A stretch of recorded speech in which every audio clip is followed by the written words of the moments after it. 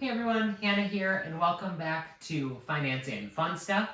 Today I want to go over our September 2023 finance update.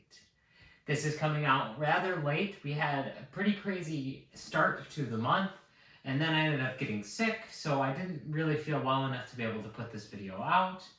But alas, I'm finally getting to it now, and I'm excited to share with you all how our finances have been moving in the month of August going into the month of September. And without further ado, let's get right into it. So first off, with our net worth category, our net worth is currently sitting at negative $565.75. Now, this is a decrease from last month from about $775.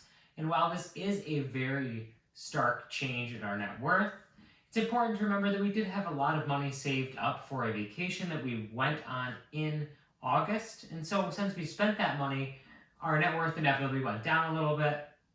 And then we also had some corrections in the stock market that sent our total net worth down a little bit. So unfortunately, our net worth is down a little bit, but I would say considering all that we had going on in August, and it really was quite a bit, and the amount that our stocks took a hit, I would say $775 as a swing down actually isn't that bad in my mind. Another good category to examine when looking at your finances month to month is income versus expense. This is where you take the amount of money that went into your budget and the amount of money that went out and compare them. So the total amount for this is in the negative for us for this month, and that is negative $888.26. Now, again, this is very unfortunate that we were that much underneath our income in terms of how much money we were spending in the month of August.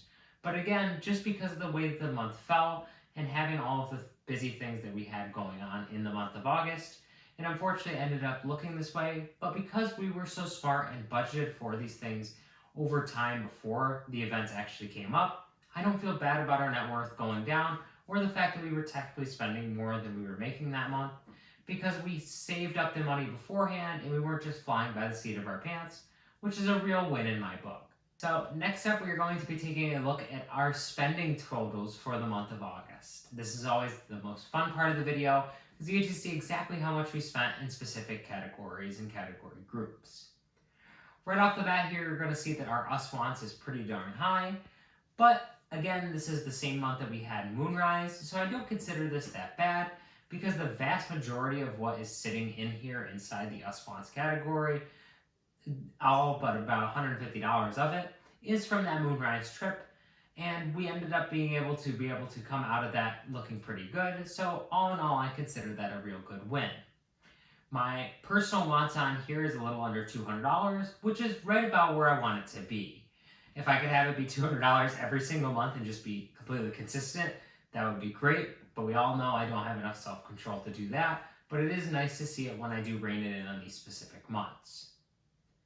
In terms of our needs but can vary, I feel pretty good about that section on here as well. And that actually gives us a good transition to lean into the goals for the month of August that we had set out to be able to do within the month of August. And we had, for the very first goal, was to have our grocery bill be under $400. The second goal was to have our Moonrise budget have some money left over by the time we ended up reconciling all of the charges from that weekend. Well, I'm incredibly happy to say that we beat both of these goals. Honestly, hitting the $400 grocery budget is such a big win for us. We have had months where our grocery budget has well exceeded the $500-600 mark, and living in a city with all this accessibility to so many different ethnic foods that we haven't really had before, it is very easy to blow a lot of money at the grocery store and buy things that you really want, especially when you're thinking, oh, I'm not eating out, so I'm saving money, I'll get what I want. But you do have to think very carefully when you're at the grocery store about how the purchases you are making are impacting your wallet, and we have really done a good job doing that over the last 30 days. By thinking cognizantly about exactly what we want to eat every single week, and planning our meals around what we already have in the fridge, and most importantly, only going to the grocery store once a week unless we absolutely need something bare essential like milk or bread, has really allowed us to be able to dial in our grocery category to the point that we never thought we would have been able to hit. So I recommend those tips to anybody who's struggling with the grocery category in their budget. And the second goal that we hit was to have Moonrise have more than $0. Although it's not much, we do have $6 left in the Moonrise category, and I am so incredibly happy about that. Typically when we go on a vacation, we end up having a little bit of extra money that needs to get added to that budget line item because we do not save enough for the particular vacation. But this time we ended up being able to dial it in and think about exactly how much we were going to spend, and we saved a little bit more than we thought we would need to, and we ended up spending all of the money we had, which is fine because we had saved it up beforehand. We were able to spend money that weekend on things that we wanted to do, experiences to enrich our time at the festival. Like for instance, we bought the inflatable couch while we were there, and all of these things were really helpful for making our enjoyment of the festival really high. And that's because we had all this extra money. We would have never spent $80 on an inflatable couch, but because we had the money, we said, this makes sense for us. And we are really happy that we came back with money in that budget. So that brings us to our goals for the month of September.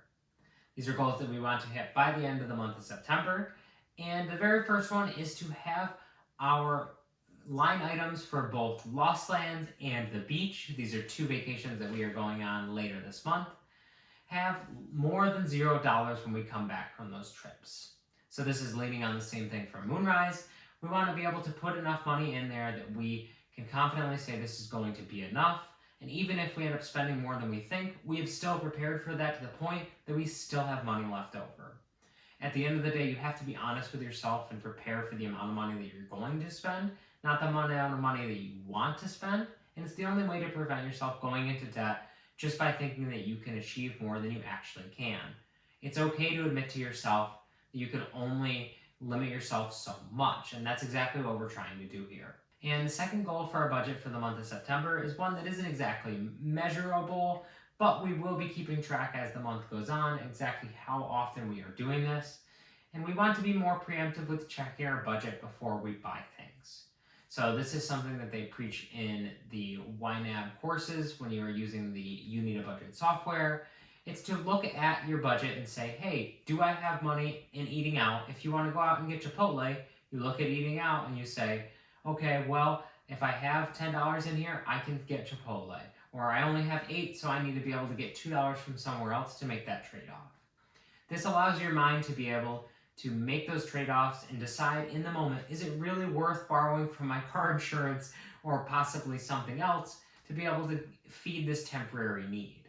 I think by having us look at our budget a lot more, and before we even walk in the store, before we pull out the card, we have to look at it, I think we'll make a really good long-standing change. By staying more active with the budget, we will surely end up in a good place financially because we are staying present with it and we are looking at it all the time and saying, this is our plan, this is the plan that we made, how is it changing based on what is going on around us?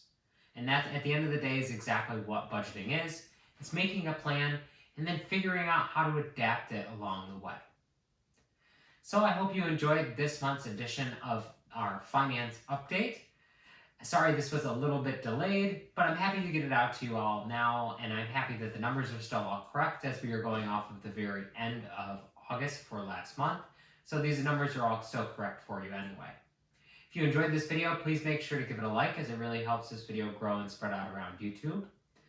And if you would like to, please consider subscribing as it would really mean a lot and it would help my channel grow and spread out the message of not only investing and creating a budget, but also how to use that budget to build the things that you want in life, like going to festivals and concerts.